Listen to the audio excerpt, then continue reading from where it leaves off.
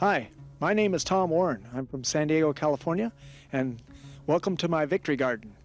I terraced the hillside behind me and put in 85 fruit trees and various vegetable gardens. I'd like to show you a picture of what it looked like when I started and take you down into the garden.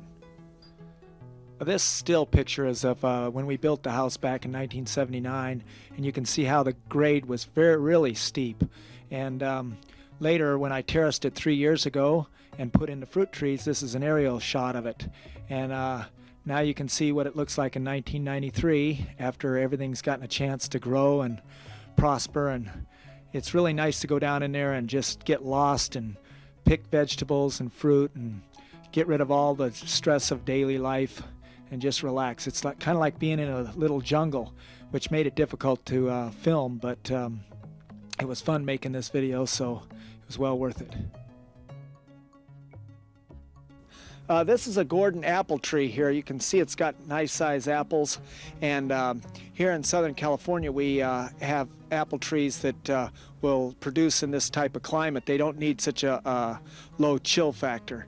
And over here is an avocado tree that is doing real well at this now. And next to the cat here, Champ, is an apricot tree, and every garden needs an animal to keep the rodents and birds in check, and this is Champ. He's our balance of nature. This is the flower section of the garden right here, and all in through here and mixed in with a couple of apple trees. There's still one apple left on this tree, but it had a real nice crop this year. And you can see down into the rest of the garden, it's pretty thick with the new section that I just built down below, right up to the edge of the canyon. Right here we have 2 apple trees that I put fairly close together in this box so that they'll cross-pollinate. And you can see the boxes. This is all about 8 or 9 feet above ground, and what I was able to do is prepare all the ground with garbage and things like that I mixed in, and mulch and some time-release fertilizers, so that the ground is already prepared. And directly behind me is a kiwi fruit vine, and this is a female, and right below it here is the male that will pollinate it. Over and in between each one of these boxes that I prepared, I made little gardens. This one's got a Crenshaw melon that looks like it's maybe about 3 or 4 weeks away from ripening. There's some pretty nice tomatoes in there. I don't know if you can see them. I'll just pick one here. It's a little early, but it's a nice little table tomato.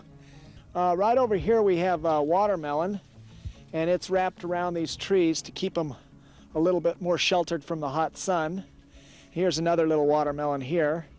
And then back here is some strawberries. And I get 3 or 4, 5 strawberries a day, enough for me. And that's all back into this area here. And then directly behind me is a bush beans right here and some zucchini. I'll see if there's any on there. Here's one right here. Nice little zucchini, squash.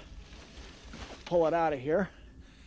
Now, if you go down on the lower tier, you'll see the corn here, and it's starting to come out already. So I always take and just put a little bit of the top right onto here to make sure it gets, since it is a small area, to make sure that it does get pollinated.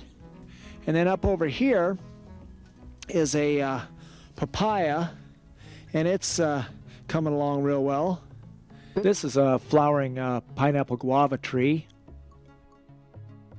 This peach tree is just about to the end of its term, and it's got some nice big peaches on it.